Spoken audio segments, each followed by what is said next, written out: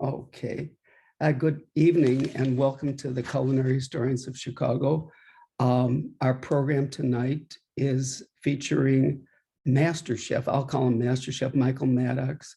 He's former chef partner at Titi de Paris, that iconic restaurant in Chicago. And I'm sorry, that was Arlington Heights. Is that right, Michael? Yes, sorry, not Chicago, but the Chicago area.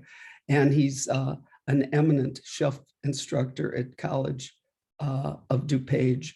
And I'll tell you a little bit briefly about Michael. Well, he's going to talk tonight about the making of a Chicago master chef. We're going to look into the mind of a chef, what makes a great chef, and and what makes a great master teacher, how he inspires his students. And he's going to give us his take on the evolution of French food in Chicago and a whole bunch of food trends and insight into food today. So Michael spent his childhood on a farm in Princeville, Illinois, where he raised animals, field crops, and vegetable gardens. And he received his formal culinary training at Kendall College and the French Pastry School in Chicago.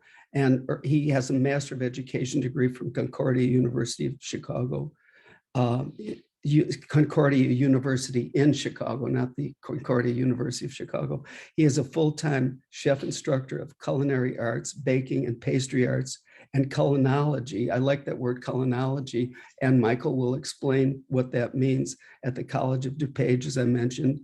And among his many honors was being named a James Beard nominee for Best Chef of the Midwest 2009, and being recognized by both the Zagat Guide and Chicago Magazine as among the top 50 chefs in Chicago. But there's a lot more to him. And he's going to give a very tasty talk tonight on his life as a chef. And let's take a look into his life. Michael, would you come on down and dish out all that you know? Thanks. Sure. Welcome. You put a lot of pressure on me. I mean, I don't know about a master chef, but for me, I think you are. I think you are. Well, first of all, I'd like to thank everyone for joining this evening. I'm honored and blessed to be here.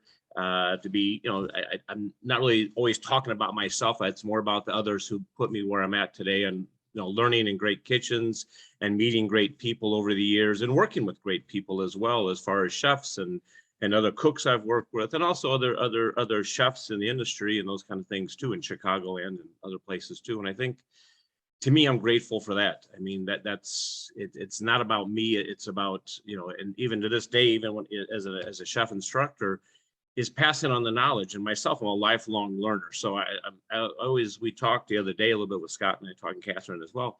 We talked, and something I tell my students a lot too is, and my wife, who's also a chef, we talked too, is that, when a chef tells you that they know it all, he or she is lying to themselves, and they're lying to you and they're lying to themselves, because to me, we never stop learning. We never stop learning about ingredients, about equipment, about and products and techniques and all these kind of things. And I think you should never stop learning. And whether you're a professional or you love cooking at home or dining out or all those kind of things, or smoking, barbecuing, sous vide, cooking, all these different things, I think we can learn a lot. And to me, that's what I find interesting, even myself, coming from a culinary background and then going into colonology, like the science of cooking, and understanding what ingredients do and how they work together, and even challenging ourselves and tasting different items using different types of butter, different types of oil, or different, farm raised versus wild raised, and all those kind of things too. So to me, it's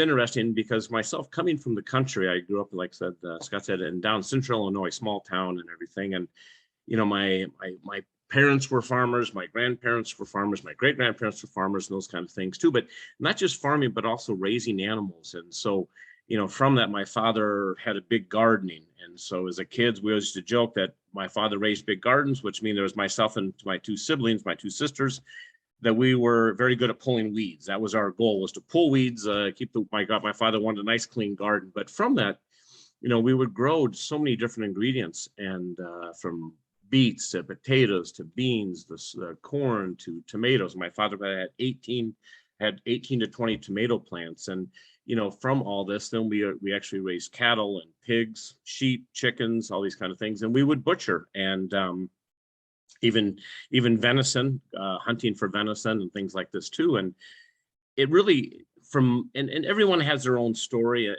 those kind of things. But for me, it was kind of thinking about the pressure. I don't say pressure, but good pressure is pride in what we did and passion in what we did and growing those ingredients and raising those animals, and then see it go from, especially, and even myself to this day, before we came on here, I was talking about I have asparagus up a little bit, my rhubarb's up like that much so far, but it's when you plant seeds or you plant plants in your garden or flower boxes or whatever you have, and watching them grow and then picking the harvesting stuff off there. And to me, that's one of the, and then taking that and then cooking it, whether a cold application or a hot application, but seeing that all the way through all those steps. And same thing with raising those pigs and cattle and chickens and stuff like that is we would, raise those animals, and some would go to market and those kind of things. And then some of them we would butcher. And so I remember even probably at 5 years old, we would butcher chickens. And so we do about 150 to 200 at a time. And my cousins, my aunt and uncle, and they had seven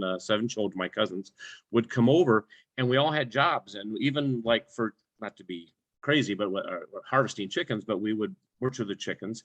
And then my father actually came up with a machine that took the feathers off those things. And so we'd put them in hot water, right, to boiling water outside, put them on there. We'd take all the feathers off, and then we had to take them inside to the kitchen. And we had a whole group of aunts and sisters, and those kind of things, whole fabrication to break those down. And even with pigs and with cattle, we had actually a walk-in cooler inside of our large machine shed. And so we would butcher those probably 4 to 5 pigs. And my job as a kid was one of the jobs is on a little step stool, after we had eviscerated or taken out the internal organs and all those things and washed it out and everything else, was to cut that right down the backbone, down the spine. And I remember as a kid up on a ladder, and we were taking a saw on it. I think afterwards my arm was going to fall off, until our neighbors, a couple houses, farms down, he was a carpenter by trade. He had a sawzall, came down and he did it with a sawzall. And I think it's probably one of the biggest smiles I had in my life, because we didn't have to use that saw being like 10 years old trying to cut down that spine to divide that. But we would take that and hang those things, and we would hang the pigs for about would be 1 week, and the beef we'd hang for 2 weeks. And so that goes to aging that animal and going through rigor mortis and all those kind of things we talk about in culinology, and affecting that. Then we'd come back 2 weeks later or a week later, depends on what we're doing, which animal, and then we'd fabricate it. And to me, it was putting food in the freezer for when we give some to my grandparents, some to my cousins, we'd divvy that up. We'd never for sale, we divvy that up. And it was interesting because some of the best memories I have in appreciation for ingredients and growing things and food come from that. And that's kind of where, to me, that's where it kind of all developed, because some of those items with a kind of a German Alsace on the German side, on the German and the French side, and Alsace area there on the border, we had large crocks. And so we would take cabbages and we'd make our own sauerkraut. We'd take the intestines of the pork, clean them, which was kind of a horrible job, but it was very good when they were done, make our own sausages. And we would do our hams and our bacon. And then my father and I built a smokehouse and had like a 20-gallon barrel that we offset it, and we would cold smoke, and we'd smoke the bacons and the hams and other meats like this. And to me, it was a way of growing up. And, yes, we had grocery stores on, all those kind of things, but 90% of what we ate as a family was either canned or preserved or frozen in different ways. And so going out and digging potatoes that night for dinner, going and maybe out of the freezer or whatever, and grabbing a roast or steaks or whatever those things are, pork chops, whatever those things were. And then also picking fresh green beans. And to me, that really, really gave me, I think, a appreciation for cuisine and for ingredients and things like that. And so from doing that, even we had chicken. So we had not only butchered some, we also gathered eggs and we sold the eggs and those kind of things too. But having the freshness of those eggs really played a role in that. And so learning those different preservation techniques. The same farm, we also had fruit trees. So we grew grapes and we had pears, apples, and apricots, all these kind of things too. And we'd preserve. And I remember my parents and my grandparents would come down, and our neighbors who also did that, they had like a long harvest tables, and they would put out and they would make not good for your heart, but makes you smile. Julia the child would probably smile at me saying this, is that lard crusts. And so we'd use lard from our butchering. We would cook down the pork and use that fat to make lard, but make pie crust when the fruit was at the peak of peak of taste and everything, is make a ton of pies, lay them out, fill them with the filling, butter, sugar, all those kind of things and stuff. Make crumble and put different things on top of them, and then we'd wrap them up properly, double wrap them, all this stuff. And we had a couple chest freezers, and so did my grandparents and other ones. And we'd freeze them all, and then that way they were taken, or we would process those and put them in ball jars, pints and large and ones as well. But just seeing, waiting for that to be done. And what's funny is even a couple of the pear trees are still down on my parents' farm in Central Illinois where I grew up, and we still go down there today. And we'll go pick a bunch of pears and stuff, bring those back. And then I do stuff here with them, but I also give them to our neighbors. I share those things. And I think it's important, not saying, look at this, look at me, I brought you pears, but just enjoy them. They're ripe, they're beautiful. You can eat them as if, they're Bartlett pears, you can cook them, do what you want to do with them. But sharing those things. And I think even with here at the house here, we have a little garden and grows herbs and other things as well, and a bunch of vegetables too. But sharing those things. I have a cherry tree we pick every year, and so we have a bunch of cherries, and we made some stuff for our neighbors and things. And it's just sharing, I guess, the love or the appreciation for food, and that's kind of where that kind of started. And then from there, after living on the farm and things like this, that's when I moved up to Chicagoland per se. And I went to Kendall College, and that's when it used to be in Evanston. And, for me, it was having the love for, and cooking wise, I worked in a couple small restaurants, and it was never fine dining cuisine. It was just good places that made country style food, or country types of food, and simple ingredients, simple things. But we always say, and we talked a little bit the other day about this food, that, simple, minimal ingredients, maximum flavor. And if you can get the most out of those things, you don't need a ton. I remember one time at Titi, and when I was the chef de cuisine there, and Pierre and I were talking and doing things, and we were going to demo the bisque. And so I had this bisque recipe that we used, and it had it was like 3 pages, right? And it was just, those kind of things, because you had to make the fish stock, then you had to make lobstock, and then turn that into bisque, all those kind of wonderful things. And, and Pierre kind of shared a story with me, is that, we have that recipe, and people you do that for a class, and they'll come to they'll see that 3-page recipe. They'll say, oh my gosh, that was wonderful class. I loved it. They'll take that recipe home. They'll put it on a shelf.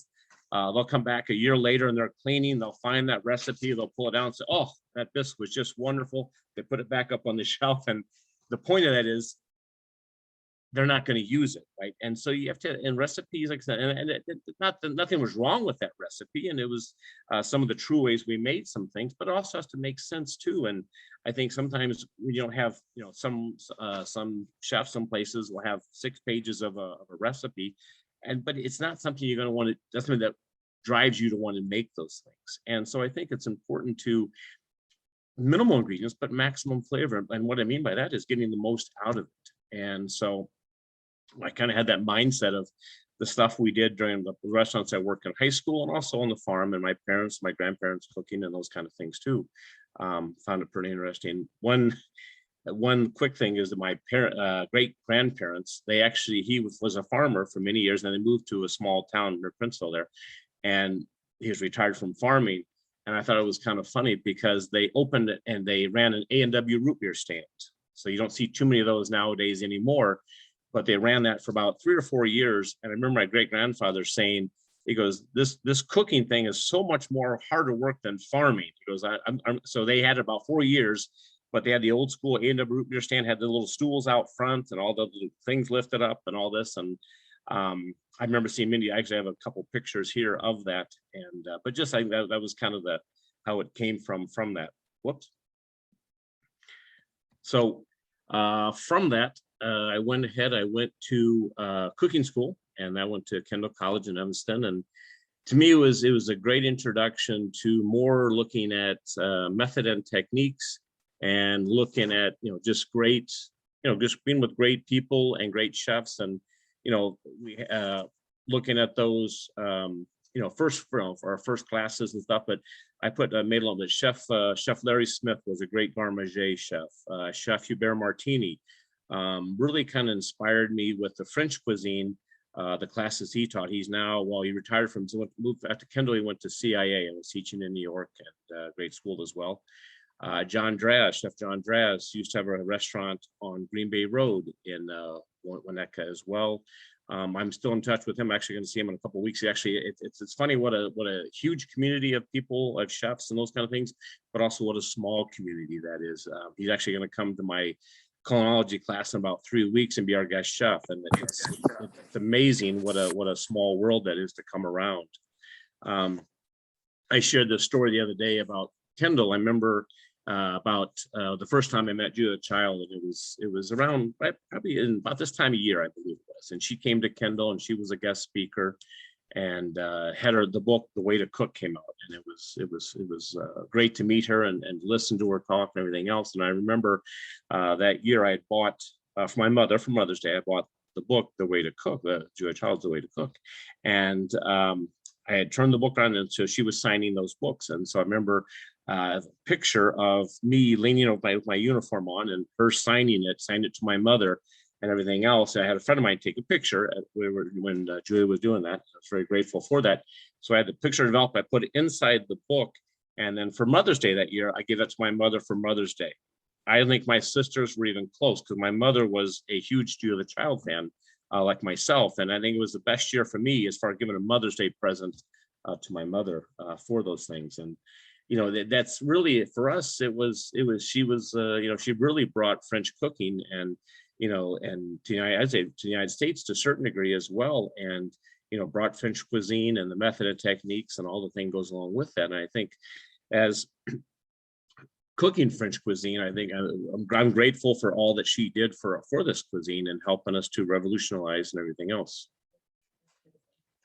And then, you know, I've done other benefits with her later on as well, but just a wonderful lady. And just like I said, I always kind of joke because my mother still has the picture of myself, a younger version of me, I guess, with Julia Child when she signed that book. And so it's still in her kitchen today. So I always kind of joke with my sisters who the favorite child was that year.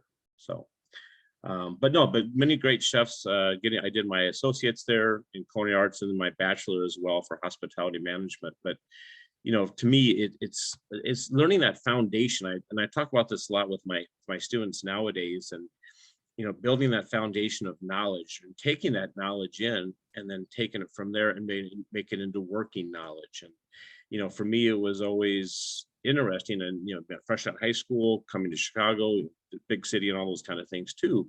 But it really made me wanted to focus on, I wouldn't say what I knew, but just what as far as raising animals and all those kind of things too, but applying that to more refined type of cooking and using proper, better methods and techniques. And, you know, I'm grateful for the chefs and even some of my, most of my, all of my students I was in my classes with and everything else. It's interesting to see where they're at today.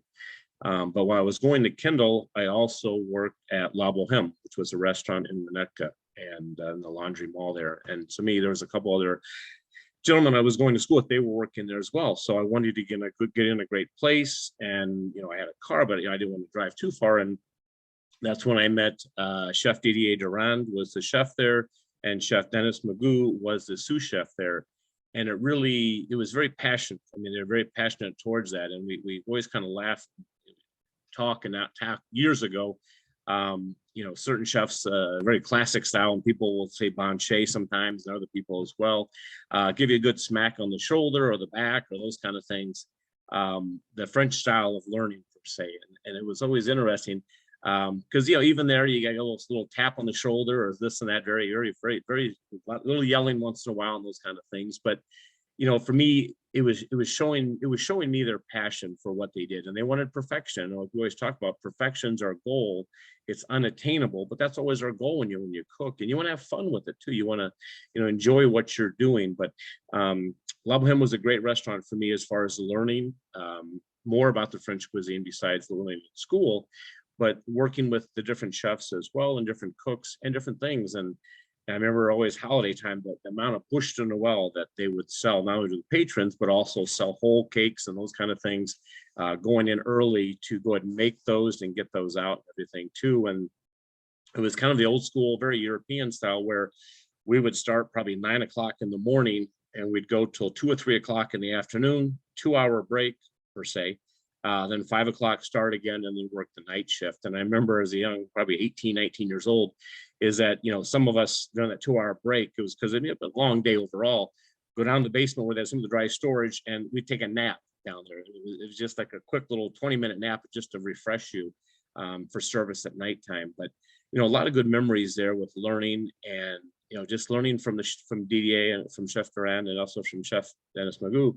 And it's just fun. And then during Kendall, when Kendall was closed over the holidays, I would stay and continue working, because as those who in the industry, if you train someone, you hate to have them leave December 12th, and I can come back when school starts back up in January. Well, no, you train them, you want them there during the holidays. And I remember I stayed at Didier's house a couple years in a row, and I stayed at Dennis's house. And I was in touch with Dennis.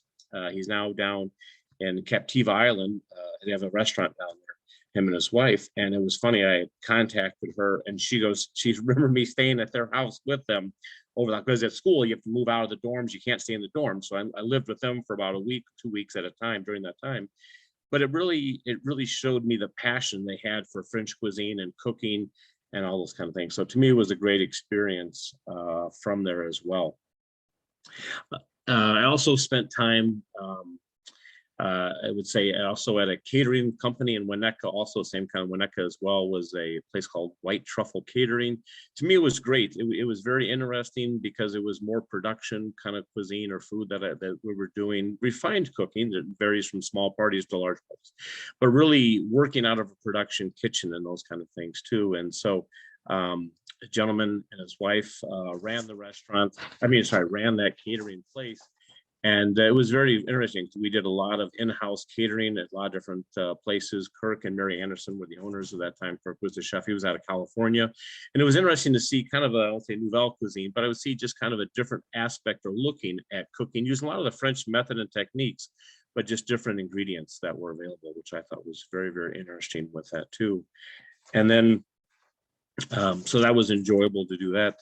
Then I also was at the Titi de Paris the first time. And so I was hired as one of the line cooks after graduation in doing that. And so that was interesting because it was interesting when the first day I was there at the time, Pierre, Pollin, of course, was the owner, and Jean-Marc was the sous chef there.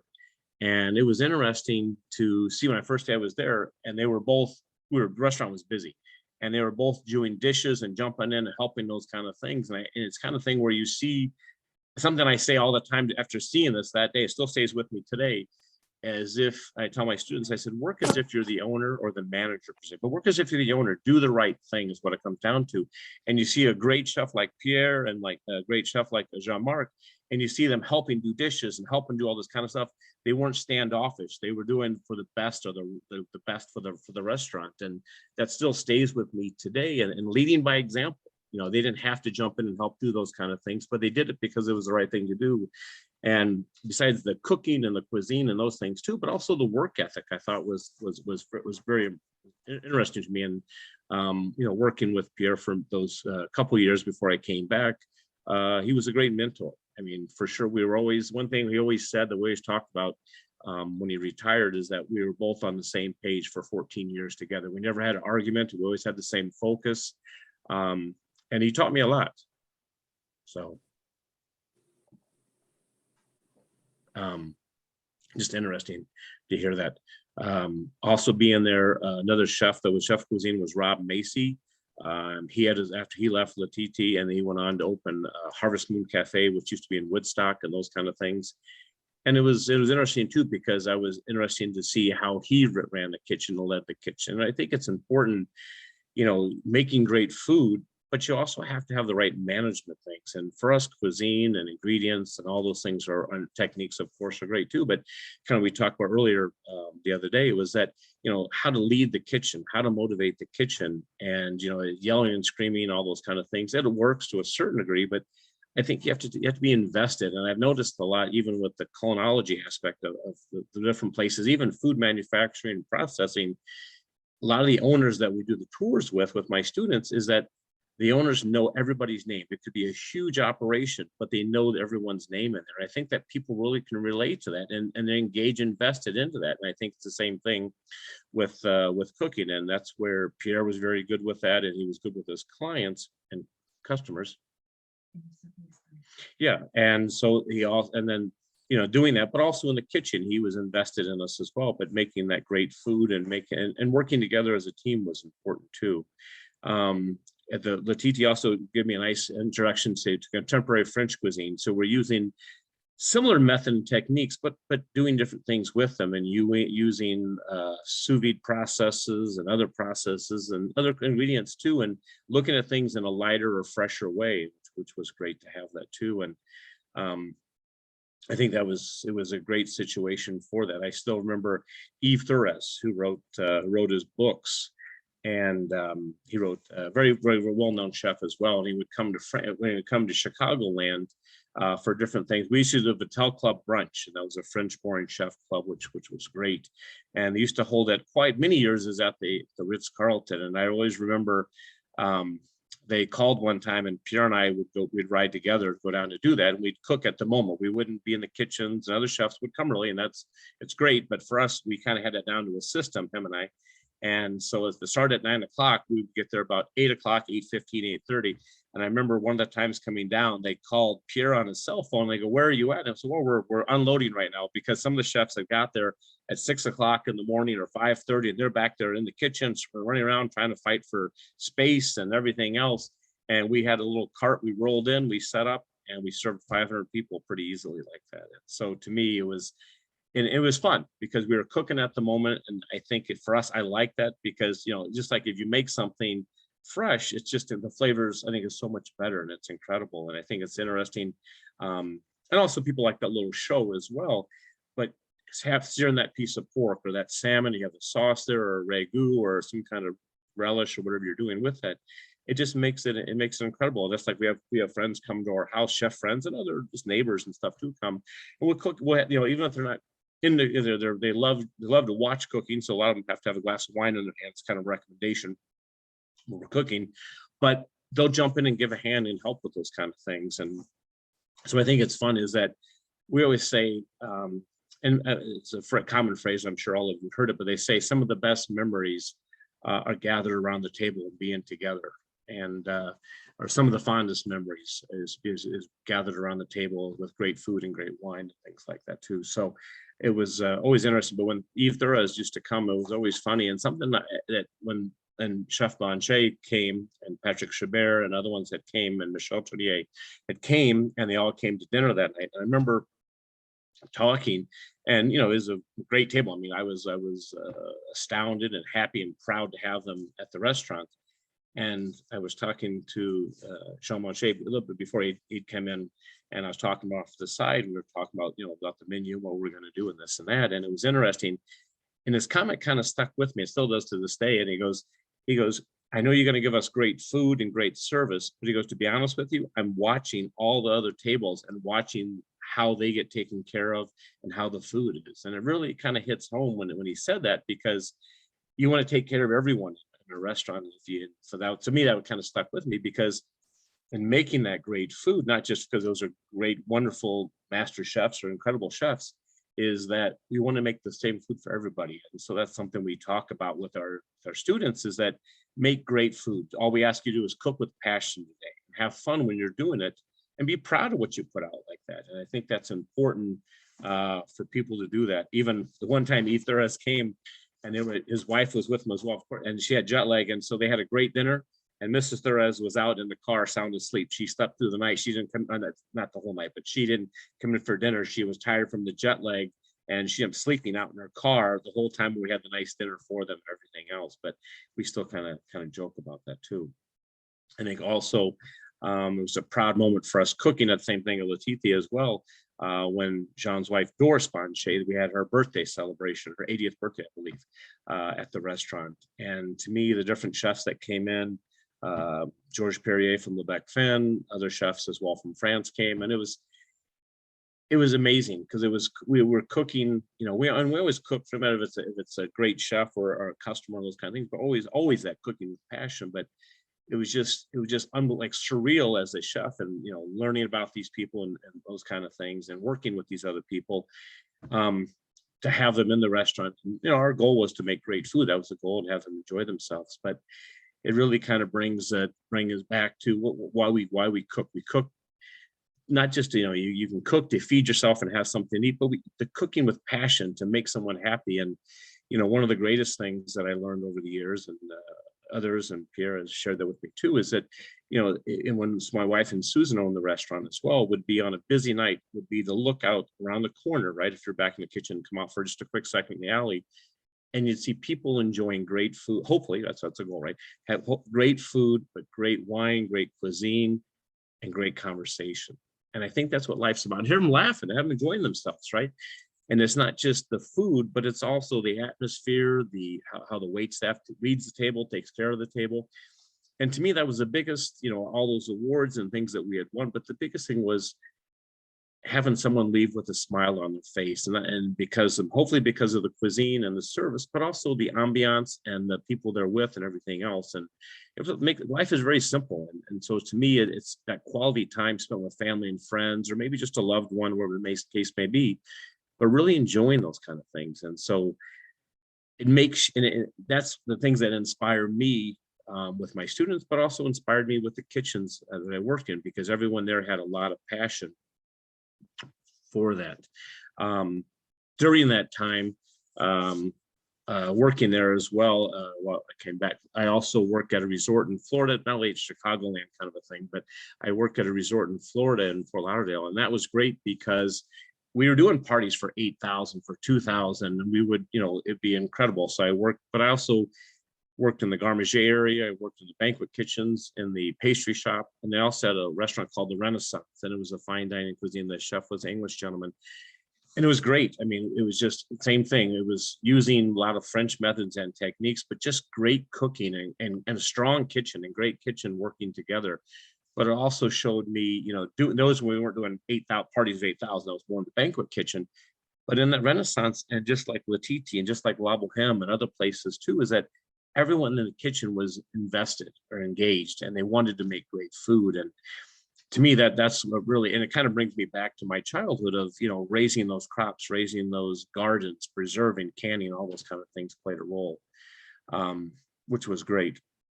And then I went back to Kendall for a while, and then worked at White Truffle. That's why I worked there. And then I came back as when Pierre was looking for a chef de cuisine. And at that time, he contacted me about it, and I was happy. First of all, I was very proud to be asked by him to come back. I guess I had made an impression on him, and I tried to work with that kind. My mindset was always work as if you're the owner, do the right thing, and cooking with love, and pushing those kind of things, pushing myself more than anything else.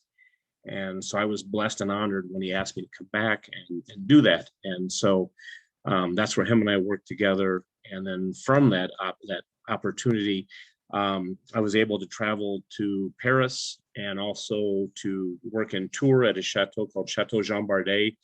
And I wanted to, learning at Kendall and learning on the job, different places, but I wanted to be in France and, not just learning, but teaching this and this and this, right? Because you can learn a lot, even if you're working a station or doing something in the kitchen, by watching someone else do things and prep things and make things as well. And so when I was at Chateau Jean Banchet, very nice, him and his wife owned this small chateau. And I think one of the best things was I was learning to speak better French. And so I was there probably a couple of weeks, and we would take our peelings, we'd peel carrots and all this kind of stuff, and mushrooms and all the things would come in. And I remember we'd have a container, we'd boil it, put it in a couple of buckets. And the one during like a little break time, one of the cooks would say, pour le cochon. So I'm like, okay, where's he saying? He'd walk out the door outside the chateau, and they had a big flower garden. They'd cut flowers fresh for the rooms and all these kind of things. And we'd have the garden, we'd go pick things and dig things up and stuff. And every day they would boil these trimmings, or every couple of days, and pour le cochon. So I'm like, okay, I need to find out where he's going with these two buckets. So I told him, I'm gonna lighten your load. I'm gonna help carry the buckets for you. Well, we took it on, and in the middle of Tours not a big city, but big enough. And we had a pig. They had a pig on the chateau, on the property. And I kid you not, her name was Charlotte. And so we were feeding Charlotte the trimmings, all those wonderful things. Charlotte had a good life until the following spring, where they did like a celebration. And Charlotte was the guest of honor in the dining part of that. because we took a lot of the spring vegetables and leeks and mushrooms and all this kind of things, and we actually fabricated Charlotte. But I just remember the first time I couldn't figure out where they were taking these 2 buckets to do that. And then on my time off, on days off from there, and it was very regional cuisine, which is it was evolving or changing when I was in France, because the older chefs, or we don't say older, we say, even myself, I'm more seasoned. I'm seasoned, I'm not older, I'm just more seasoned.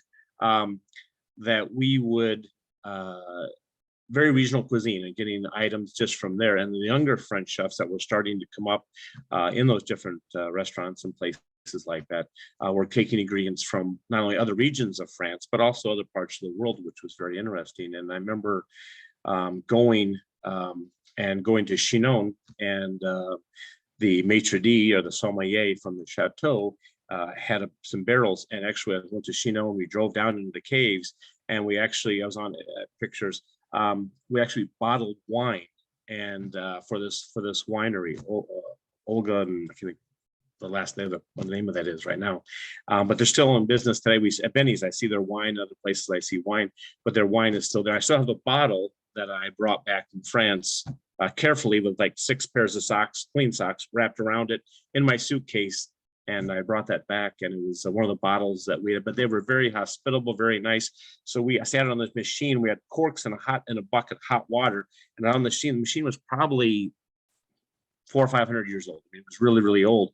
And I was corking the wine for them down in this little, yep, that's exactly the name. Yep, it's R-A, I think is the way it's spelled, but very, very hospitable, nice people. So we got done doing our work for the day, and we went back and had some little aperitifs and had hard-boiled eggs, and just wonderful, wonderful memory of that. And it was, so I always make a point.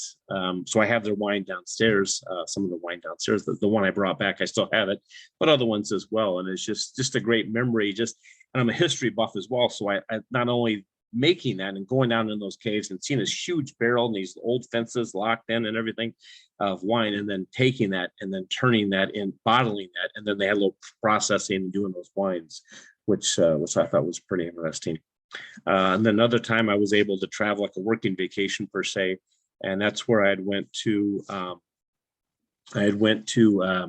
restaurant Michel Roustan, and that was in Paris, and he had 7 restaurants, and I worked at his namesake, not too far from the Arc de Triomphe. And they had the restaurant, and then around the corner was the bistro next, translation, the bistro next door. We actually shared kitchens together too. And it was interesting because for them it was very, Paris was the largest city, huge, and it was always kind of funny, very European style of dining, because the first French people didn't come out till 10 o'clock. And so it was always interesting. If there was an 8 o'clock table, 8:30, they used to joke that it was the Americans coming to eat right away, because Americans want to eat 8 o'clock, or in this country, right, 7 o'clock, 7:30, maybe 8 o'clock is kind of a prime seating area. But they always did joke, because I was the only American in the kitchen. They would joke, your people are here early. They go, us French, we come at 10 o'clock, we'll sit and relax, have a glass of wine. We'll be here till midnight, 1 o'clock. And so it was funny to do that with them. But I learned a lot about true great cuisine as well. And again, not just working, but teaching my hands and things you see and things you remember and write down. I'm a big note taker person. I'm a visual learner, and just writing those things down and transferring those things, how we could utilize them, or what was interesting. And it was very interesting to see that as well. It was, I think I did a good job. I felt I did a good job, because the last day before I flew back to the United States, we got off work around 1 o'clock in the morning, 1:30, and at the time they wanted to take me to the disco, right? So the dance place. So the whole kitchen, Michel Roustan did not go, but the rest of all the chefs, the cuisine, and the sous chefs, they all took me out. And so I ended up going to the disco till about 5 o'clock in the morning, 6 o'clock in the morning. And then I jumped on the plane to come back to the United States. So it was interesting. And then I get on the plane, we're on US Air France, Air France, and coming back, and then I see a friend of mine, Dominic Tong, who owns Chez Moi in Chicago. He actually was at Bistro 110 as well. And because when I met him years ago when he was at Bistro, when he came from France here to Bistro 110, and it was funny to see him on the flight. He was home visiting people, so I stayed awake the whole 8-hour flight, and we shot the breeze the whole time and talking, and it was a lot of fun. And so I got off the plane, and at that time my daughter was probably 4 or 5 years old. 4 years. Emily was 4 years old, and my wife was there with the stroller with my son Bryce in the stroller, and my daughter was holding the stroller next to him. And Dominique got off ahead of me and walked out, and he knew my wife Susan just professionally. And he comes over, he's kind of, those who know Dominique's kind of a big guy, comes over and gives my wife a kiss on a French kiss on both cheeks like that. And Emily goes over to him and he goes, "Oh, how are you?" And Emily kicks him in the leg. She goes, "You're not my dad. You can't kiss my mom." And so then I got off. And so Emily was very upset with Dominique at that time. But then later explained, but it was just funny that, cause we had, and like I still have respect for Dominique. And I remember when he first came, to Bistro 110, and now he has his own place, but just kind of fun memories with that as well. And working in France also, is interesting with the passion that people have and the appreciation for food, and that really kind of hit home to me going back to my days of on the farm in the country and those kind of things too. And it was interesting, and people have that here, of course, as well, but it's just living life. And I think that's really, really interesting, because for myself, that's always something I wanted to do. And like I said, Pierre was and was a great mentor of mine because of his passion, and also the balance, right, between working and enjoying life at the same time. I think it's important as well, to have those kind of things. And, then when my wife, who also went to Kendall, Susan, she was the class behind me at Kendall like that. And it was great because in 2004, when we took over the restaurant or bought the restaurant from Pierre and Judith, we wanted to continue that legacy and continue, what was started there before them, with the previous owners as well, with Christian and Agnes Ziegler. And so that was our goal. It was continue the contemporary French cuisine, but continue to do things and continue to push the envelope on great flavors and cuisine and what was available, right? Things that, especially with ingredients that we could get, and more global ingredients and different cultural ingredients, but you infusing those or utilizing those in our cuisine. And myself, I enjoy the savory side because it's by taste, right? And we use taste as an acronym, right? The word taste. So a T is in taste, A is in analyze, S is in season, T is in taste again, and then E is in evaluate or execute, and how it goes from there. It's something we teach as well. And it's something you do all the time at home. If you're tasting something, you taste it. And our goal, no matter if it's professionally or even at home here too, is you have that first bite, or if it's a dessert or you're making some pastry wise, you have that first bite. In your mind, you want to say, I can't wait to take that second bite as well. And so we always kind of joke with our students, and I say joke, but we tell our students is like, you want people to want to have to take that second bite. They can't wait to have that second bite of whatever that is, right? No matter what you're making, a canapé to a soup, to a salad, to an entree, to a dessert, all those kind of things. And I said, all we ask is you to bring the best that you can today. And I've learned over time from different chefs and from working with other cooks and things like that too, was to have that passion and have that and be engaged, right? And because it's not just me, and that's something that, again, Pierre had taught me as well, that even though as a chef or a chef owner, you take the compliments, you also take the complaints, and you have to know how to cycle those through as well, and also come back to the staff and talk about the great things and promote themselves and promote them as well. And this is why we do it. And I remember with all the accolades we had in front of the Titi and inside the little vestibule when you come in the door there, and it was never a conceited thing. And we always used to take the wait staff and we'd take the kitchen and say, this is why we're going to push you. We want you to be your best, because we're pushing to be our best. Because not that it's my name or your name on the sign or whatever that is, but it's people are choosing us, that people are choosing to come to our restaurant or come to the restaurant, wherever that is or place you're at. They're coming there because they have a choice, and they decide they want to come to you or come to that restaurant for the passion and the pride and the elegance that you have in cooking. And I think that's important for the next generation of culinarians, is to think about that and to think about how to best have the situation with that. And and to cook with pride and cook with passion and taking that minimal ingredients, maximum flavor thing. And from that, it was a great, 8 years with my wife working together. And it was, people always say, how did you work with your wife? I can't work with my wife or spouse or whoever that is. But my wife was also a very good chef, and we never really fought at all.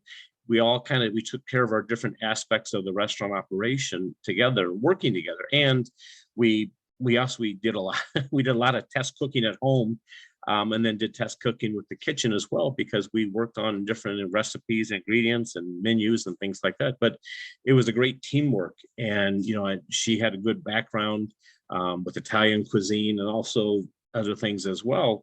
And it really came together. And it was some of the best best years of my life working together as the same goal, and working with our cooks and everything, and with the front of the house staff and all that as well.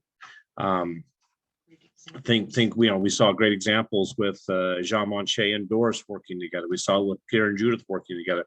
Even Bernard and his wife as well at Le Vichyssoise, we saw this. But we had many competition out there as well, but we had a mutual respect, because I remember many times with Roland and Mary Beth and with Jean and Doris, and then even with Michael Lachowicz when he was there, with other chefs, even with D&J Bistro, with Mazzato and Dominique and them. But if we needed things, I remember a couple times that they would call, or Jean would call, or even Roland would call and say, hey, do you have any foie gras, or do you have any caviar or Dover sole, things? And it would be funny, because you hate to tell the customers no, right? Because anybody, right? You go to a place, your favorite place for whatever, or your bakery or wherever you go to, and you hate to say it was no. So it'd be funny, because we'd send one of the cooks, or I would run over there, or Susan would go. We had Roland come 2 times to the back door. We had Michael Lachowicz come to the back door, even Jean Banchet. And it was always kind of funny, because it was a mutual competition, but it's very mutual respect. And we just didn't and the customer, I don't think any of them really knew it, but on all those restaurants, even D&J and Vichyssoise, sometimes we do the same thing, a little bit farther drive, but that we would share ingredients if we needed to. And it was a mutual respect for each other. And I thought it was a pretty neat thing. I remember taking soft shell crabs over to La Francais one night, just real quick in the back door, said hello, because I had to get back, and they were busy as well. And it was just, to me, that shows that bonding, or that family. And I think not just with French cuisine, but just the bond, the family we have with culinary arts and those kind of things. And I think it's incredible. I had there's a chef named Chef Stephen Genta. He's with Cargill. He's a certified master chef. And I've known him for a long time, good friend of mine. And one of his people that work with him is also a chef at Cargill. I talked to him 30 years ago. He was actually, when I actually went to Kendall, he was actually a couple classes ahead of me.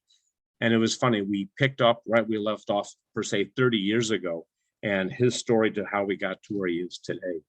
And so when we sold the restaurant and moved on and all those kind of things, from I started teaching part-time at the Illinois Institute of Arts in Schaumburg, and also at the College of DuPage and those kind of things. And I was asked to go, I was thinking about going back down to Kendall, but for myself, I'm not a big wanting to drive down to Chicago and back and forth every day to commute. I think I'm not a good fan to be in the car for an hour and a half, 2 hours, hour, whatever that case may be. And it was interesting making that transition from a professional industry going into teaching. And, for me, I used to love having interns, and we had many interns from Kendall, from CIA, from other cooking schools, the College of DePage as well.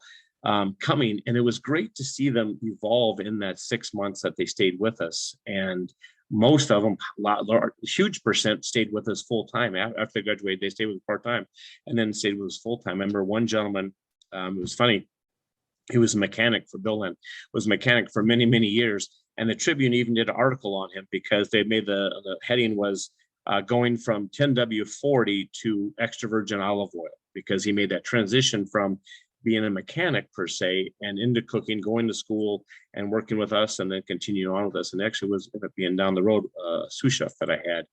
And it's just that passion that he always had with that as well. And, as a chef instructor at the College of DuPage, to me has been great, because I like the baking and pastry for more the exact science part of that, as far as scaling, perfection, and it's very front loaded, right? So if you're a person who loves baking and pastries, You can mess around or you can tweak with the flavor aspects, but it's very front loaded where you make it, bake it in the oven or finish it in the oven, those kind of things like this. And you put a lot of accuracy in the beginning, and the outcome will be right away. If you didn't scale correctly, if you didn't do all the things, proper method and techniques, it's going to show. I like that part of it, but I also like the savory side as well. When you're going and you go forage for morel mushrooms, or I remember this past fall, I brought back some big, huge puffball mushrooms, so like big volleyballs in the woods, and down with my parents, that same farm I grew up on. I brought back like 3 or 4 big ones from the farm, and took them to my class and shared with other classes as well. And because we would forage for those puffball mushrooms, and I remember Pierre would also go foraging, bring them in, or chicken of the woods or hen of the woods mushrooms in the springtime as well. We would get those. I think a great story, we were morel hunting. It was myself, Pierre, and another chef from the south suburbs, like that gentleman, very nice gentleman. And he had met us, and we were in this forest preserve. And so with myself, and so Pierre and I rode down together, and the gentleman called. And so not sure, I grew up in the country. We took little sacks and bags and things and went out foraging. We knew like kind of like your favorite fishing spot. You don't like quite tell everybody where those morels are kept. And over there someplace, or that fishing spot's over there. So I remember going down there, and our friend called us and he said, what kind of coffee you want? So all of a sudden we show up and he's got Starbucks coffee, which is not something I normally had on the farm, those kind of things. So we're out there mushroom hunting. So myself, Pierre, and this other gentleman, we found a few here and there. And my friend, he was taking his phone and he's putting the GPS so that way he could come back next year and know exactly where they're at, which was kind of, technology was a little bit different, something interesting. And we kept hearing bang, bang, bang, bang, kept hearing noises. And that's kind of strange. Those are gunshots. I'm like, that's what's going on. It's kind of strange. So we went on the way, then we had packed some lunch, everything else. So went back, had lunch, and then went back and forth. We heard bang, bang, bang, bang. I'm like, what the heck's going on? And we come back out to the vehicles, and then there is a couple of gentlemen walking out of the woods carrying hunting guns. And as they walked out, we saw a sign next to that said, no mushroom hunting during turkey season, and had the dates of the turkey season that was that week that we were there. So we were 3 big turkeys who were walking around the woods mushroom hunting while people were hunting turkeys, there. And Pierre and I said, we told each other, we're not going to tell our wives until we get home, let them know we made it safe. We didn't want to say that we were in the woods, maybe getting shot at, because they thought we were 3 big turkeys walking around. The positive thing, we found a bunch of morels. The negative thing, we might have got shot that day if we weren't careful just with that, but it was just, there was a little sign that we didn't know. And like I said, that wasn't our area we knew. This gentleman, a friend of ours, chef friend of ours, took us there. So it was kind of interesting to that. But what's interesting with myself now, and the school has a restaurant, has a Waterleaf restaurant, which is all student ran. My wife, Susan, she takes care of that a couple of days, American Regional Cuisine there, but does a great job with that. Myself, I teach a variance of baking and pastry classes and culinary classes, and then also Colonology. It's something that's very interesting. And to me, it's kind of how you have a research chef, a research scientist, and you also have a chef, and how they come together, and how, because a chef can make, I believe, can make things taste good. Not that a food scientist can't, but that food scientist can have that shelf stable and all those things that go involved with that. But sometimes we've seen over the years how that Colonology has kind of evolved, and giving that flavor, adding more flavor to that. Now, science food science can do all those kind of things as well, but a Colonology, a chef, a research chef, R&D chef, or those kind of things can help with that. I think it's interesting with our students is trying different techniques and trying working with those food processing manufacturing companies. And so for our students, I think it's interesting. It's another avenue, right? Because years and years ago, I joke with my students, I said, they had just invented the wheel, and then I was born like the next day. It was pretty exciting. And from that, you have that food, you have that cuisine, and you want to make it great. And how can we do that to make it shelf stable and last longer, things like this? So, having that ability to do that and to work with those and understand what ingredients do and how different methods and techniques and the ingredients, how that works as well. So it's just very, very interesting with the food science part of that as well. But even on in our culinary students, it's interesting. It's kind of funny. They always have Chef Maddox isms as the quotes, and I guess I see a lot of phrases in class or a lot of quotes in class, but it's all meant to inspire them, to engage them, to have them enjoy, what they do and have that passion. And whether if they're going to go on and do that professionally or just wanted for their self growth, right? And people take classes just for self growth and self education, learning, those kind of things too, is important. And it's always funny to see them evolve, just like our interns do. And for those, and you can see the ones that are going to be great or could possibly be great down the road, and just giving them different avenues to go down, because years ago it was either culinary or you did baking and pastry. And nowadays we see so much huge opportunities out there for culinary students or for baking and pastry students or even colonology students. And so I think it's something that was not there years ago. And with talking about that community thing, as well as I'm still in touch with many people I work with, not just chefs, but also some of the cooks that over time that are on my age or a little older, or a little younger, and they're doing more of the R&D work and doing those kind of things, which I thought was pretty interesting, to still be in touch with them, which is great. And it just shows that community that we have with other professionals in this industry that we have as well. So I think that's kind of interesting to hear those kind of things too. So a lot of information. I hope that was interesting. I don't know how many people shut it down, turned off, say he's crazy or whatever, but I think it's, for me, it's all about being grateful for the people I've worked with and the people I've been in touch with, and that helped me a lot. So it's, if I can answer, the restaurant is still open. It's not open right now because we're on spring break per se for this. But it's open for American Regional Cuisine is Monday. It's going to be, Tuesday nights and Wednesday and Thursday lunches. Wednesday nights at the college is International Cuisine.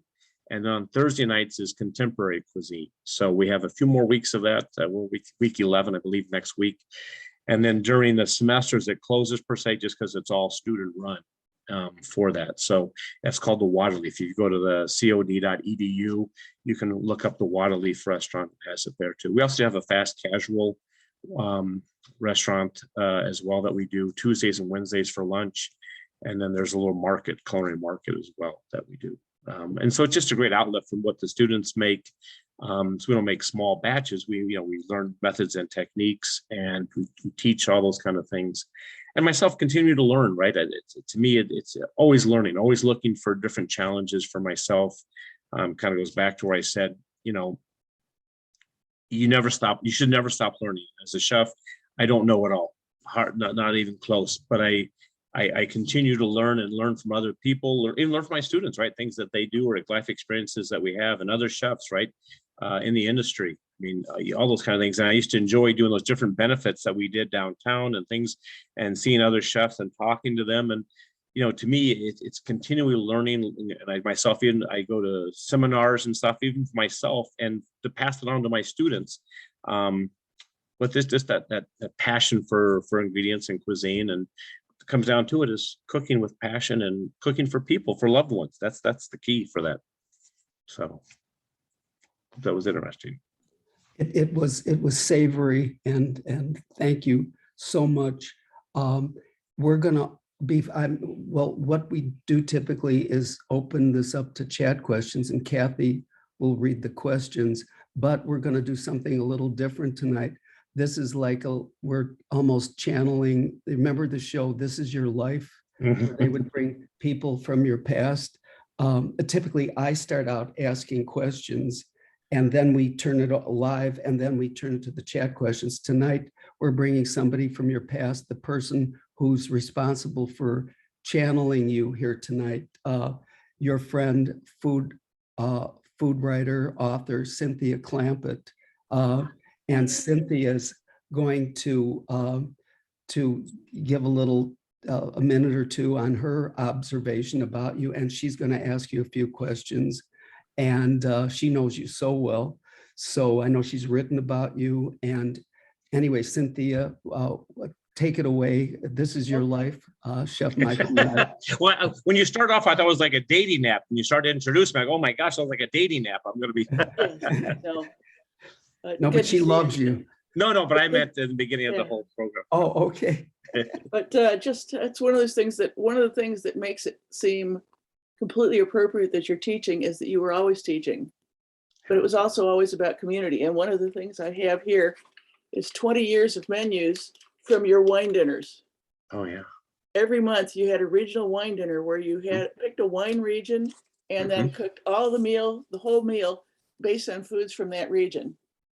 Yeah, to me, it was one of the, if I can just interject, one of the best memories, because working with Marcel Fleury, who was a great sommelier, and then later on, James, who also worked with us as well doing that. And to me, it was fun making those great dishes. I mean, to me, it was taking time, and it was something, we had a regular menu, we did specials, but to me, I loved doing the different wine dinners, American regional, but also the French regional ones. And to me, it brought me back to when I worked in France, and also brought me back to different places I had traveled and been and worked. And to me, it was always a good challenge, and always raising the bar of expectations, personally pushing myself and pushing in a positive way my culinary staff to doing great things. And that was always the goal. Well, a couple of things that made it particularly fun is that a lot of the people you would see month after month. Yeah. So there really was a community that was Yeah. built. I mean, you had a great fan base there. But the other thing that was fun is that when I went to Paris in 2004 for the, was it 200th anniversary of the coronation of Napoleon, the French thought I was great because I knew all the French songs, thanks to Marcel, who would sing "Oh Champs-Élysées" and right. So it was really, you were always teaching. I still have friends calling going, is there any way you can get him to make bouillabaisse again for us? So another thing too, though, you were talking about caring about people.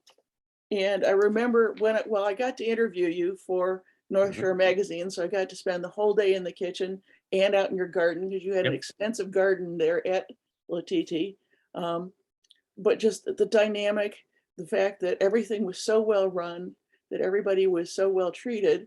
But you also kept like documents on everybody who was a regular customer.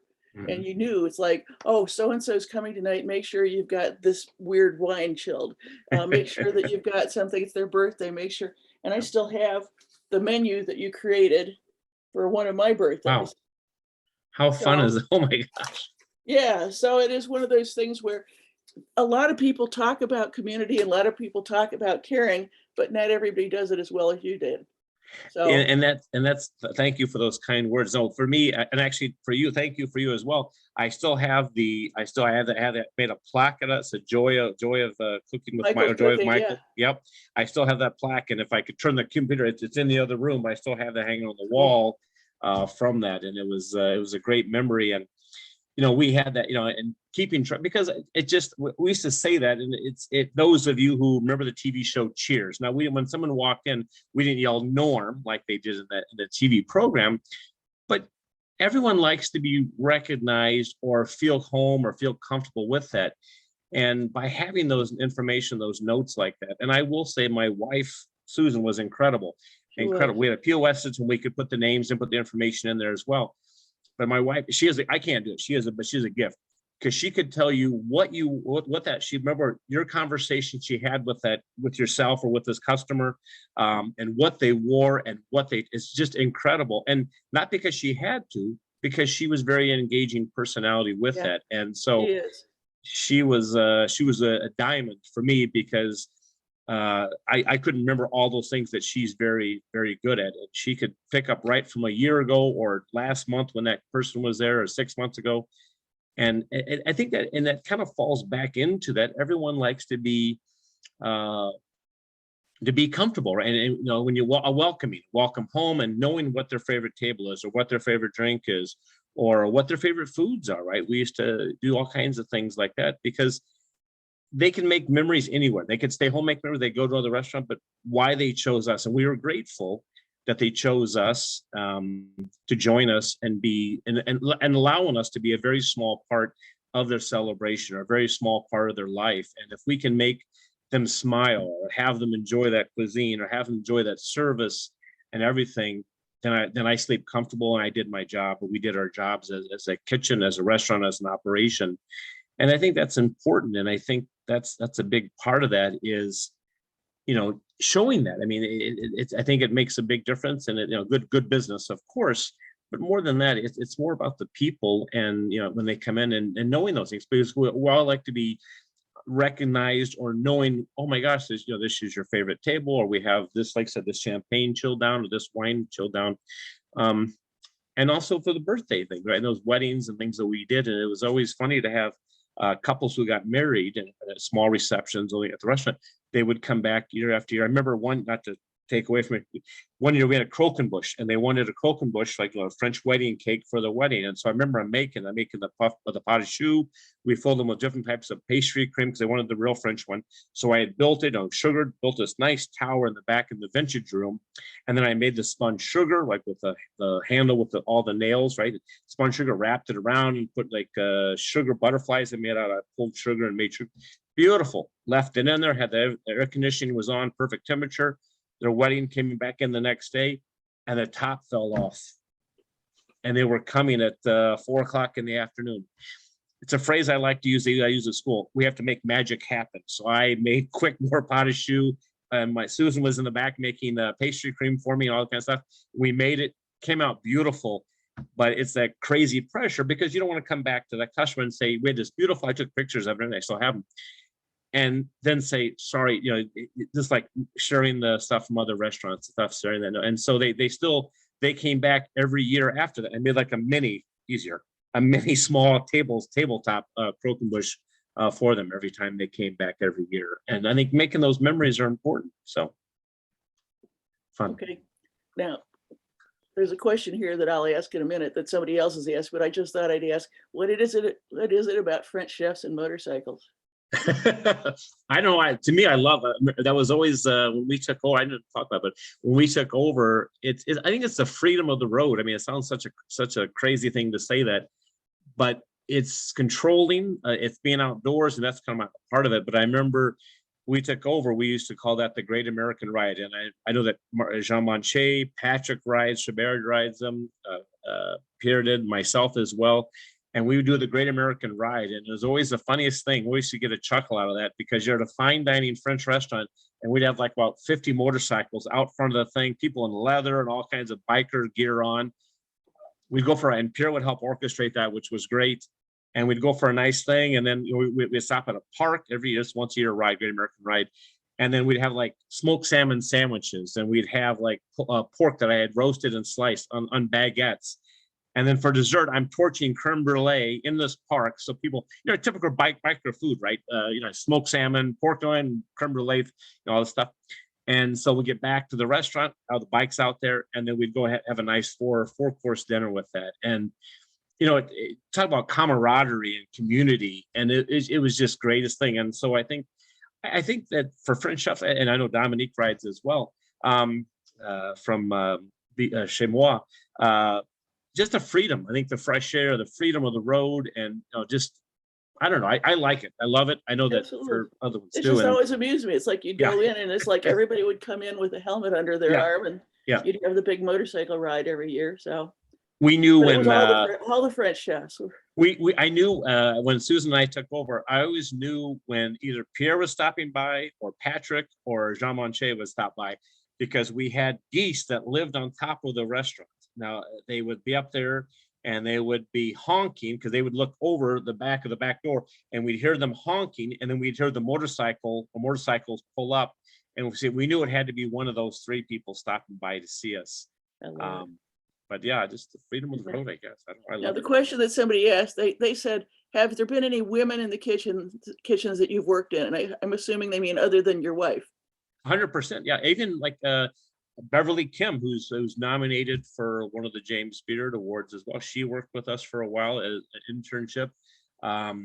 We've had many women that we worked with over the years. And to me, it was great having just a mix of people in the kitchen, a male or female, doesn't really matter, or even cultural things. To me, it was great it was the people having the passion. And, Ann Hildebrand, there's another one now, it's Andresha. She's works for a dairy company, and she does a lot of R&D work with R&D, research and development. And she's a corporate chef for them, a research chef for them. And that's from her and other chefs, not just female, but male and female. I've actually joined what they call the RCA, which is Research Chefs Association, and also the IFT, which Institute of Food Technologists. And that's kind of the colonology side of that situation. But, working with all great people. And, to me, it was even chef, this is way back there, 30 some years ago, 30 years ago, Chef Ruth Meinskaiser. She was a chef, and I tell the story to my students all the time. She was the chef I had in an introduction to culinary arts at Kendall. And she was, we don't say she's short, she was under tall, like 5'5", 5'2", 5'3", whatever. We don't say short, under tall, we say. Kind of like seasoned, not older, just seasoned. And I remember cutting, and I had crossed my feet, and I was like, across my legs, and I'm chopping. She come up behind me and she kicked me in the feet.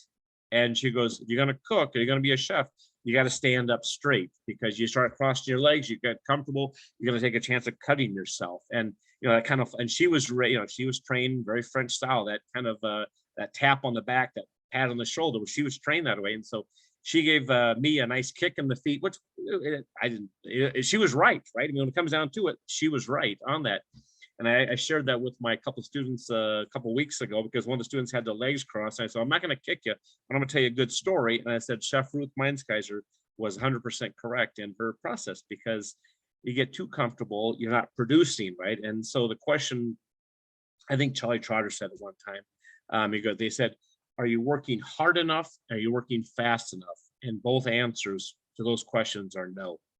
And I thought that's kind of interesting, because you can always work better, more organized, faster, and all those kind of things. And so, again, our goal is perfection, unattainable, but that's always our goal. And I think that passion, I keep using the word passion, I apologize, but to me, it's really what it comes down to. And have a love and making people happy. Like you said, back to that community, is making people happy. And sometimes we have friends come over to our house sometimes, and other couples, not in the industry, but come over, and we have like 12 people or 10 people in our dining room. And the biggest compliment we have is all you hear is knives and forks and spoons, because no one's talking, because they're enjoying, I hope they say they're enjoying the food and some nice wine and those kind of things too. And, we even have them sign the bottle of wine that we're having, just as a memory. And I think that's what life's about. I mean, it's friends and family, and even people you don't even know. We do some stuff for our church and things like that. And, if you can help someone out, and if food makes them happy, or food makes people happy, not just filling a hunger, but doing something beyond that. And I think that means a lot, right? Because when you do those, when you're cooking professionally or even at home, you're cooking with your heart, and it really shows in the food that you make. And if we can express that to our cooks years ago, to now our students nowadays, and show how much passion that we have, people who's ever leading a kitchen or leading an operation or a business, all those kind of things, you want to emulate, or you try to emulate the owner, the manager, the chef, wherever, it depends on the operation, of course. But if you show that passion, even back to this food processing and manufacturing, and these places we go to where the owners know everyone's name, that means something. Right? I mean, they don't have to, but they do it and they know something about their family or what's going on and how long they've been there, all those kind of things. And I think in our world, right, hospitality world, right, I think as a kitchen, investing your time and energy into those cooks or culinarians and front of the house as well, it pays back in spades. It pays back so much, because now they're invested, they're a part of some of the decision making. And they're going to put their best foot forward. And, when they put that plate in the window, I always just tell our staff, you're serving a loved one. So serve, when that plate goes in the window, that's going to your grandmother or mother or dad. I always kind of joke. I used to say, not for your mother-in-law, and not for your father-in-law, and not for an ex-girlfriend or boyfriend. Other than that, for a loved one. And so at least make a little humor with that. But the idea was cooking with that in mind. And I think as a chef or a sous chef or a lead cook, or even at home or whatever, showing that passion, the students, in this case, my case, the students, I hope that they pick up on that. And it's always interesting to see that go from that love involved into their cooking, and using those proper methods and techniques and using those great ingredients. And, you know, and it's interesting. I showed the real quick. I showed a quick story. I remember I showed the other day on Monday. I remember I was at my sister's house for Thanksgiving, and this is a couple of years ago. And I remember on Thanksgiving, they had turkey and all those kind of things. It was like Saturday, day after Thanksgiving, a couple days afterwards.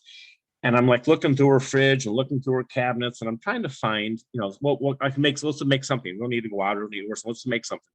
So I said, oh, you got this. I can make this. And then she go, I'll make some lasagna. Easy, quick, no big deal, right? Just got some different things. I'll make some different lasagna.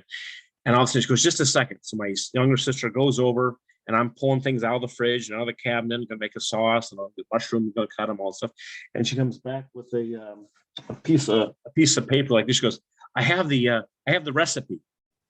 I go, the recipe. I go, I don't need a recipe for lasagna. She goes, you don't? I go, no. She goes, oh, okay. I guess I'll put that one back. And it was just, it's funny because as learning, starting off school like that, recipes were golden, right? You had to follow the recipe exactly. And some people still do, which is awesome. But it was interesting when it kind of flipped for me personally, where yes, I can follow a recipe and I love to, but a lot of it's percentages or ratios, and also cooking with what you have. You know, if I have portobello mushrooms or shiitake, or if I have rutabaga or whatever, I'm a roast is a roast is roast. If I'm considering that, if I'm, you know, what am I going to do with that method and technique? All those things are involved. And where my sisters, I kind of made the joke.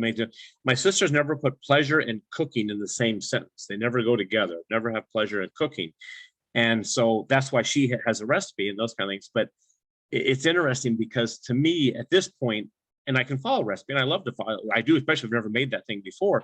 But if you look in your cabinets or home, what we're going to make for dinner or supper or whatever we're going to do is you just kind of pull it, balancing, right? Because we look at the 5 tastes. 6, 7, we can go in deeper, but you know, there's sweet, sour, bitter, salty, umami. Then we can go to kukumi, we can go to emphasis as far as the cooling, the spiciness, all those kind of things. But balancing, like make a vinaigrette, you make a sauce, balancing that is important.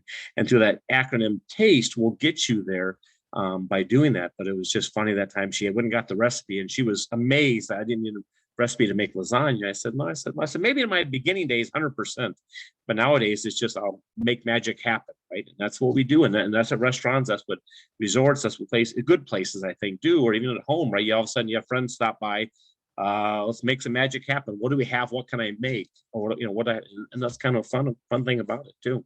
Yeah. So. Oh, by the way, Cynthia didn't, or Scott didn't mention it, but in just short of 2 weeks, Cynthia's going to be back talking about her book, Destination Heartland. It'll be on a Tuesday, not on a Wednesday, but 2 weeks from yesterday. Anyway, I promised to ask this person, they had to leave, but no worries. I promised to ask their question. They go, at Latiti, Michael produced very classical dishes. His greatest influence in Chicago was at the time that molecular cuisine and experiment cuisine was becoming increasingly prominent. I wonder how he felt about that food trend and his relationship to the other style of cooking. You know, molecular cuisine, I teach that in some of my classes, and I think it's very, very interesting. I think you can go that way to a certain point, but at the same token, I think it has to be great. No matter what techniques that you use or products that you use, or, you know, some of them, I think some of it's, I mean, I think it's very interesting, right? Some of those things. But part of me, it was never, some of that is to me not real cooking per se. And it comes out, it's cooked, it's all edible, all those kind of things. And it's wonderful, it's unique. I love all that for those reasons. But it's not it's not all the things that I would like to do. You know what I mean? I think when it comes down to it, and that can be classical, can be contemporary, using different products, using classical techniques, contemporary techniques. And some of that we take and we utilize. A good example is, you know, using a circulator, right, to do sous vide cooking. Incredible, awesome, wonderful. I read an article the other day. It's kind of a cheater for untalented chefs, is what I read an article about. And it was kind of their cheat thing, because you set it, put the time, and you're done. You put some stuff in the bag and all those things. And after reading the article, like, well, I guess that's kind of true, because you're not really, it's cooking, it's a style of cooking, but you have to know the processes involved with that too. But I think it was interesting. I think it is interesting, molecular cuisine. And we've done the gel noodles, we've done those kind of things. we never really did at the restaurant too much. We did do more contemporary, lighten things up, and they've made more nages and barigoules and things like this, and twist on a hollandaise or béarnaise and those kind of things as well. But it has to taste good, and that's one thing that in France is that was one thing that they commented about. This is just what they commented one time to me was, well, besides Michael Jordan, Chicago Bulls, of course, at that time, but they commented that American chefs like to make things look good and that the taste is secondary. And he says with French cooking, this one of the cooks with chefs were sous chefs were telling me at the time that the French chefs make it taste good, and looks or the appearance is important, but it has to be there. And that really stuck with me when I was a cook and those things too, because it has to taste good. Because you have something that looks incredible on the plate and it's dangling, it's wonderful. You take that first bite and it can be a letdown. It can be a disappointment because it's not there in whatever direction that you want that dish to go, or who you're serving per se. And that really stuck with me years and years. And to this day, it still sticks with me. And we talk about it all the time with my students as well. And Susan and I talk about that too, is that it has to taste good, because you can still make it look good and lay it out, fan it out, do all these different things, dangle it up and make a tea on or whatever. But it has to taste, has to be there, because it's such a letdown once you tasting. So sometimes I say that respectfully, I say that with, sometimes you see a lot of these specialty cakes and things like that. I think they're wonderful, but sometimes there's just so much, for me, I'm not a big fondant fan or all this kind of stuff. I think they look beautiful, incredible. I just hope they taste as good as what they look like. And I think that's important visually, right? Because we eat with our eyes, right? So you don't go to the store and say, look for the burnt part or the pie or where that is, or the spongy carrots, right? Rubbery carrots. You look for the best ingredients. And when it comes out, we eat with our eyes, but that taste has to be there. And it could be from, grilling, barbecuing, smoking, roasting, braising, poaching, baking, right? All those different techniques that we do, and understanding, for biggest thing for us is that's kind of falls back to the culinology side of it. And then culinary arts too is on a protein wise, level wise, where it comes from on that, in this case, animal per se, if we go that way, where it comes from. Is it a muscle of locomotion or a muscle of support? And that really tells you which direction to go into as far as how to cook it. When you look at fish, look at seafood, right? Same thing is you look at, is it wild caught? Is it farm raised? How is it? And but also you have the best thing in the land, but knowing how to proper technique and not, for me, not to overcook it.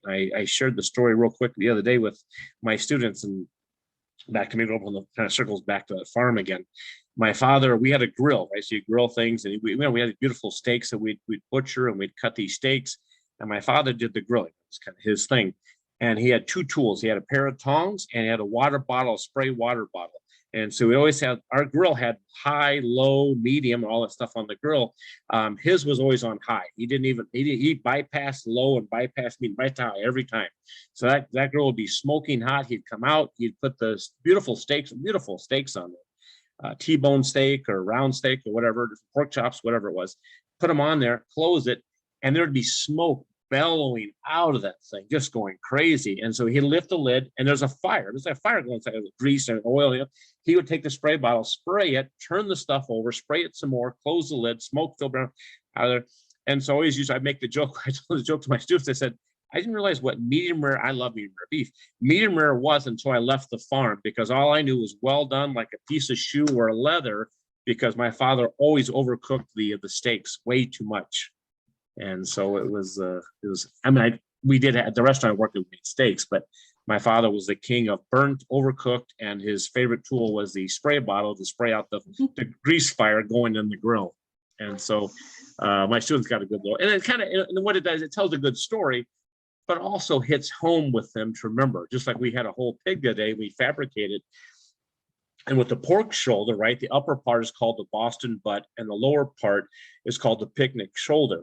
And a classmate of mine, Sarah, she told me the story that, and it's a good memory. I told it to my students, a great memory is that how to remember what that Boston butt is on the top part. The lower part is called the picnic shoulder. Now, most people use the Boston butt for barbecuing and those kind of things. And she always says, Boston is in the north. He goes in, she's from Kentucky. And she goes, and in the south, we know how to picnic.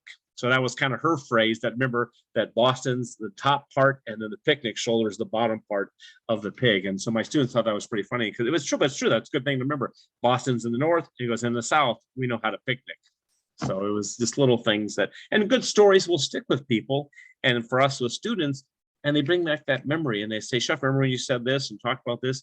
And again, engages them and then makes them want to do great things. And I think the same thing as myself as a cook years ago and as a chef, I think all those things, you try to inspire your people you work around, whether you're a cook, whether you're a sous chef or a chef, all those kind of things. It's inspire your team, kind of what Cynthia had mentioned, to come together as a group and that camaraderie and trying to make great food, whether it be baking and pastry, sweet or savory items, and have that passion and that's the atmosphere of the kitchen and in front of the house or the operation. It really transcends into everybody. And here's your expectations. And I think it's important in an operation. So how old were you when you decided that being a chef was your chosen profession? And if cooking as a job did not exist, what would you do for a job instead? Oh my gosh, great question. I would say probably in high school, I would say it was, and that kind of falls back to that foundation because because that foundation of growing vegetables and growing fruit tree and growing and then raising animals and all those kind of processes and taking wheat and making flour out of that and taking corn and making cornmeal out of that. And I just liked how you had those things you put in the ground or you raise those animals and how it as you take care of those properly and properly taking care of those feeding them and watering and planting and all that sort of picking weeds, all that stuff too. But then you get to have eating those things, those great ingredients. And it was just that my parents never did fine dining cuisine, but it was more taking simple products or simple ingredients and making great things with those. A great stew, right? A great, bouillabaisse or a great, we used to make like a pheasant stew and things like this, and just making great things with that, and the brining techniques and the curing we did and the smoking. I guess it is kind of appreciation for cuisine. And when I started at this restaurant, I was actually underage. I was 15 years old, like 16, supposed to work. I actually started when I was 15. I remember going to this restaurant. It was a few miles away out in the country. It was like kind of a bar and grill place, and no longer there, but the building's still there. And I remember going in there, and it was my first real job per se, and I got hired underage. Like even if you go to Europe, that's a norm, right? You start doing your apprenticeship and things like that. But it really showed me, showed me cuisine and showed me, that type of cooking. And at that point, I saw how all that came together in more of a public restaurant or public atmosphere. And even it was a country cuisine, not outstanding. I mean, as far as what things we were doing is very good food, but just wasn't as refined as what I did later in life. But it did continue to show me that appreciation. So I would say sometime in high school, and I had a lot of fun working there. We worked hard. We worked a lot. Besides going to school, I was there 4 nights a week working. And so to me, it built that kind of thought process for me. So where would you go to dine in the Chicago area to celebrate a special event? Well, see, for me, I'm still stuck with back with Le Bouchon, even though Jean-Claude is no longer with us. I know his wife and his sons running those places, running his 2 restaurants, but also Chez Moi, which is Dominique's place like that. This COVID thing, this COVID is a thing, I shouldn't say it that way, but it's really kind of slowed down and hurt those restaurants. And I think about, and I speak to other chefs quite often about those kind of things. And, to me, it's going out to eat and trying to support those restaurants, not only downtown Chicago, but also out in the suburbs too. I think for us is supporting the other restaurants as well as we see those.